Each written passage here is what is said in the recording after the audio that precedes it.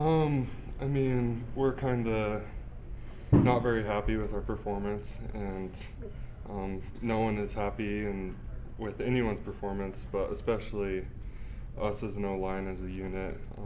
We didn't play like we should have.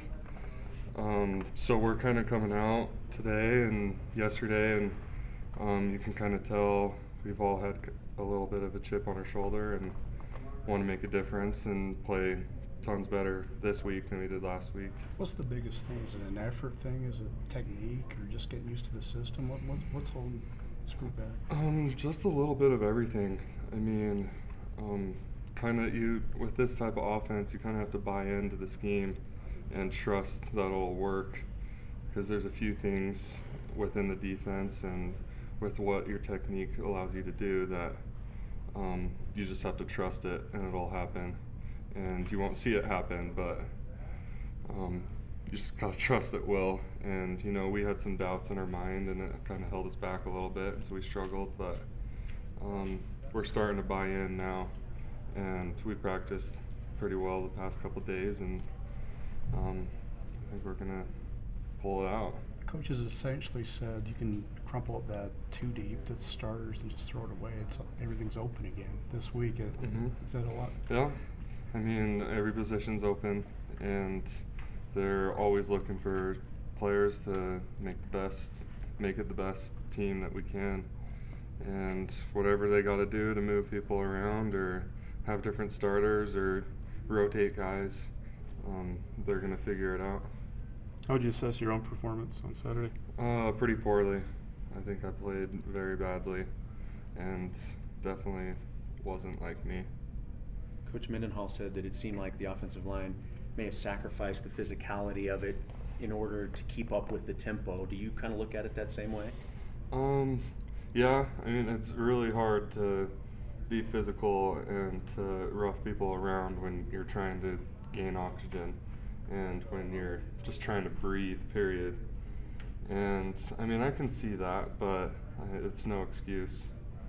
We definitely need to be a lot more physical and throw dudes around, whether it's a 10, 15 play drive or a 3-play drive. Like, we gotta perform the same every time, no matter what. Well, now you guys have a tough task again with Texas coming in. Can you talk a little bit about facing their front seven? They have a great front seven, very physical and very athletic.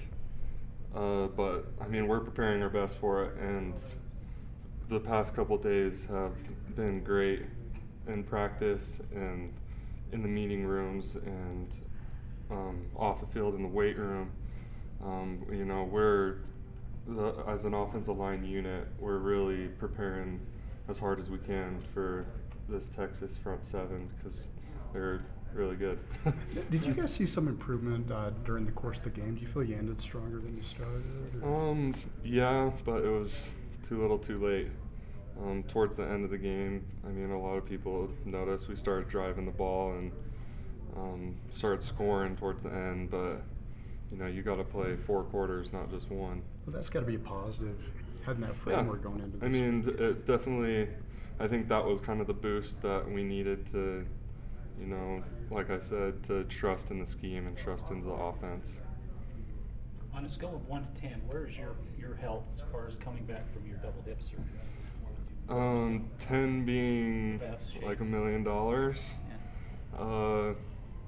8, 7, 8. So, I mean, it's still some soreness, but for the most part, my hips feel pretty good. Was that a hindrance for you Saturday? No. You can't blame it on that. No excuses. Ryker, during the course of fall camp, they had to manage practices. They had to kind of maybe back off a lot of things, time-wise and rep-wise and maybe physicality. Do you think that had any impact once you're in really a good battle, during the game, to adjust to that, make a little switch of the barometer? Yes and no. I mean, they did it more for, injury purposes with the defense, and, everywhere we had some injury problems during fall camp, but I don't think that really played a huge part into, transferring that and, fall camp into game. But, I mean, you never really know where things come from. The games are different though. Yeah. People in front of you are different. Yeah, a lot different. And I mean, as you can tell, we didn't perform like we should have, and so we obviously, as an offensive line, needed to change some things. How's Coach 2J been this week? If you could just talk about his approach with you guys. Is it a lot of yelling or a lot of coddling? I mean, Well, I what's going mean, on? every coach yells, and especially when you know you're not performing to how he knows that as an offensive line you can perform. You know, he was pretty frustrated, but now that the week has passed, you know, Virginia's over. We're starting to prepare for Texas. Very positive, and you know, still has all the confidence in the world in us, and he's letting us know it. And you know, we still have a lot to improve on, and always will. But for the most part, he's been pretty positive, and you know, still expects a lot out of us as an offensive line. How many times does he invoke Roger French to you?